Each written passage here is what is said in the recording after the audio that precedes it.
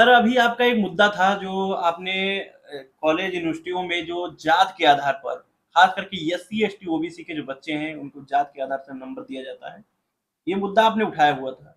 यही मुद्दा भी विधान परिषद में स्वामी मौर्य द्वारा उठाया गया। क्या कहते हैं सर इस पे? इस सबसे पहले मैं आपको बहुत बहुत धन्यवाद देना चाहता हूं और साथ ही स्वामी प्रसाद मौर्य जी को धन्यवाद देना चाहता हूं कि उन्होंने इस मुद्दा को उठाया और मैं उनका तहे दिल से शुक्रिया अदा करना चाहता हूं। दूसरी बात ये कहना चाहता हूं कि मेरी जब मुलाकात स्वामी प्रसाद मौर्य जी से हुई तो ऐसी बहुत सी बातें सामने निकल कर आई जो कभी किताबों में देखी नहीं गई, कभी स्वामी प्रसाद मौर्य जी के बारे में भी नहीं बताया गया। वह एक शब्द है जिसको एंटोनियो ग्राम्सी इस्तेमाल करता था, ऑर्गेनिक इंटेलेक्चुअल। स्वामी प्रसाद मौर्य जी एक ऑर्गेनिक इंटेलेक्चुअल हैं। ये हो सकता है कि कुछ समय के लिए बातें अलग हो गई हों, लेकिन उन्होंने साफ साफ कहा कि कांसीराम साहब मेरे गुरु हैं, कांसीराम साहब ने मुझे ट्रेन किया है, कांसीराम साहब ने मुझे बहुजन समाज के बारीकियों के बारे में बताया। वो और उन्होंने गुरु प्रसाद मदन जी का नाम लिया और उनका कई बार जिक्र किया, गुरु प्रसाद मदन जी का, कि पहली बार जब का साहब कांसीराम इलाहाबाद आए थे तो वो और गुरु प्रसाद मदन जी उनको रिसीव करने गए थे। वकील वो उन्हीं के जूनियर वकील थे। उनके साथ मिलते मिलते साहब के नज़दीक आए, तब उन्होंने बहुत सी बातें उनको समझ में आई। हमें 2 किताब गिफ्ट किए हैं। एक किताब ये आप लोग देखिए, स्मृतियों के झरोखे से, और साथ ही उन्होंने ये बात लिखी भी है। आप इसमें कैमरे में दिखाइएगा नज़दीक से, ताकि हाँ, ताकि कैमरा इसको करे। दूसरी किताब उन्होंने बुलंद ए विपक्ष ये किताब दिया है, और साथ ही इस पे मेरे इनके बारे में भी लिखा है, आप इसको दिखाइएगा। और कई नई नई बातें हमको पता चली, जैसे ये पता चला कि उन्होंने जो भोज का मरने के बाद तेरही इस तरह के भोज का बहिष्कार कराया था, और इलाहाबाद की बात बता रहे हैं, उस एरिया की कुछ एरिया में जाके बहिष्कार करवाया था। तो या जरा सोचिए, ये बातें हमको नहीं पता और किताबों में भी नहीं आती। ये ना जाने कितने लोग, अच्छा उसके बाद इतना ही नहीं, जो नहा धो करके गंगा से आते थे तब अपने गांव में भोज कराते थे, उस भोज का भी बहिष्कार मौर्य जी ने किया था। कितनी बड़ी बात थी, कितनी बड़ी बात है कि इस तरह की घटना पहले पहले देखी नहीं गई कि आप इस तरह का, न केवल इतना बल्कि इन्होंने कहा, खुलकर कहा कि अब शादी विवाह जो है बौद्ध धर्म से होनी चाहिए।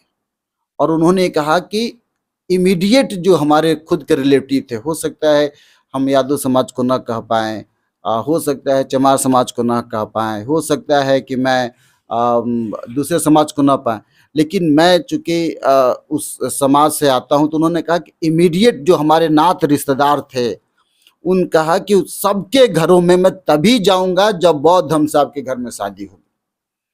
और इसका प्रभाव पड़ा कि उनका कहना था कि उसका प्रभाव पड़ा कि सभी लोगों ने, इनके जितने नात रिश्तेदार थे जो इमीडिएट नज़दीक के, जैसे बुआ है, ममियाउर है, बुआ के घर में, मामा के घर में, अब सब जगह बौद्ध धर्म से शादी होने लगी।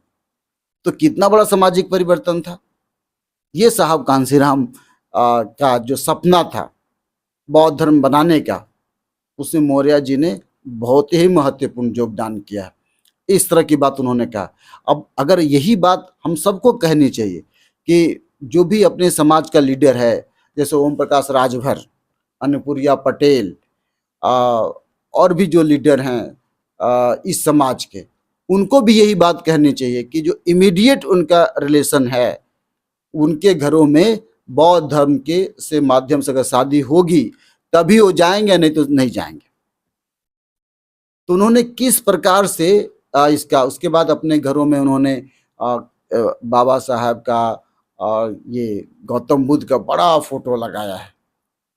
मतलब ये छोटी बात नहीं है, मैं ये मानता हूँ कि बड़ी बात है। कम से कम गौतम बुद्ध का फोटो लगाना, बाबा साहब का फोटो लगाना, ये छोटी बात तो नहीं। जितना मैंने देखा, एक ओबीसी, हाँ, एक ओबीसी समाज का व्यक्ति बाबा साहब का गौतम बुद्ध का फोटो लगा करके। तो ये दिखाता है कि एक व्यक्ति कि वो तो हर दल में रहे, हर दल में रहे, लेकिन क्या वो जो विचारधारा जो जो टीचिंग साहब कांसीराम से लेकर आए, बाबा साहब अम्बेडकर से लेकर आए, उसको तो बदला नहीं। तो मैं ये कह रहा हूँ कि स्वामी प्रसाद मौर्य जी ने बहुत महत्वपूर्ण कंट्रीब्यूशन किया है, और मेरा भी मुद्दा उठा करके बहुत बड़ा कंट्रीब्यूशन किया है। मैं उनका तहे दिल से शुक्रिया अदा करता हूँ।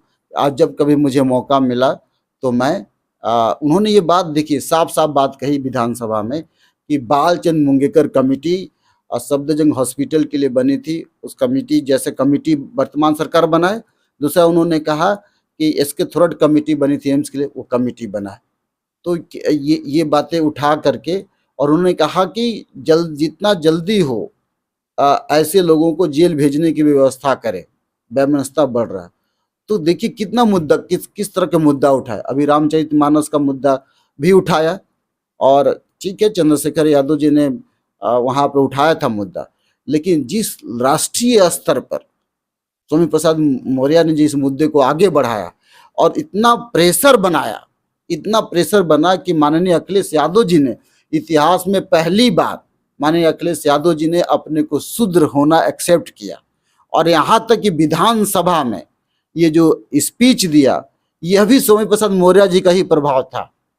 इसमें से कोई दो राय नहीं कि आज अगर उन्होंने ये विधानसभा में माननीय अखिलेश यादव जी ने ये बात कही कि तुम कौन हो, मैं शूद्र हूँ, तुम कौन हो, मैं शूद्र हूँ, यह बात अगर वो बात कही और जातीय जनगणना का सवाल लाया, तो केवल इसलिए कि माननीय स्वामी प्रसाद मौर्य जी का उन पर प्रभाव दिखाई पड़ता है। और आप ये देखिए विधानसभा में उन्होंने पढ़कर सुनाया भी, आप ही ने वीडियो दिखाया मुझे, वो पूरा पढ़कर सुनाया भी, बताया भी। तो किसका प्रभाव? स्वामी प्रसाद मौर्य जी का। मैं तो ये कहूँगा कि पूरे जो बहुजन समाज है स्वामी प्रसाद मौर्य जी का स्वागत करे, और ताकि उनका हौसला बुलंद रहे और हर बार इस तरह के सवाल उठाएं।